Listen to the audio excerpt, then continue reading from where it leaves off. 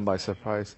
CM and Naga generally don't deal with the Brute that well. If she gets out of control, you can't really catch the Brute with the two supports like this that easily. Of course, there's a song, but it's still difficult to catch the Brute out. So wasn't the idea to just let Brute alone, though, versus Bloodseeker? did they actually put... Oh, did they actually do that? Because I didn't catch the... early part. Havos was Bloodseeker. I don't know. I'm just assuming that's probably what they did. Right, yeah, because Dendi was mid, Funnick on Centaur.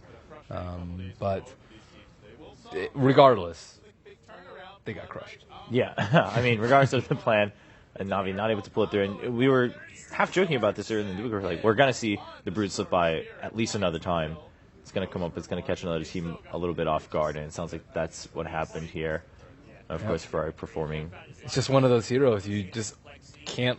You just feel so stupid after dropping a match versus a Brute that you didn't prepare for. You're just like, okay, we should have banned it. And then 10 games later, it happens again. And it will happen. Like once out of 20 games, once out of 30 games. It just depends on the frequency of how often you let it slip through.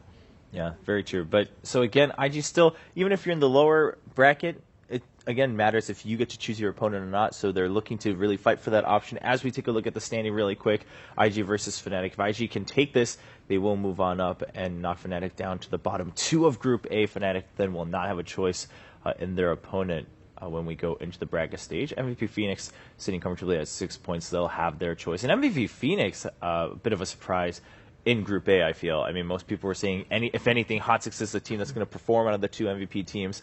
But Phoenix coming in, showing some really solid games in Group A, and now they might even have a chance to survive one or two more steps. I wonder if they're going to choose their sister team.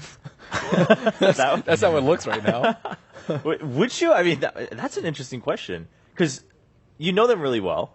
That's one thing. And you can see that they're not doing very well right now. But I wonder if that would create some tension. Yeah, part of you is like, maybe you want to see one of you succeed also. That's true. Then Phoenix the argument there, if Hot Six gets mad, can be like, well, hey, look, at least one of us will move up at this point. So it's a win-win, right? Kind of for the organization. That's an interesting thing to look at. Maybe we might very well see that happen when we later look at the draws for next week as we prepare for the main event. But for now, both teams in our match are getting ready for game number 2. Newbie going up against Vici Gaming, and Newbie looking to get a win on the scoreboard. They've had 4 draws so far and 1 loss, and getting a 2-0 would be a nice confidence boost. Again, for a team, I mean, we heard Moose say it too, just not as much pressure this time around for a number of reasons, and a big thing being that a lot of people didn't expect Newbie to do that well. So they're just taking it step by step, looking at each game, and he said himself, he's like, all right, well, if we make top 8, then we think about top 3. If we make top 3, then maybe we'll think about, okay, now we have a shot at the championship. But until then, we're not going to jump ahead. Then we unleash Death Ball version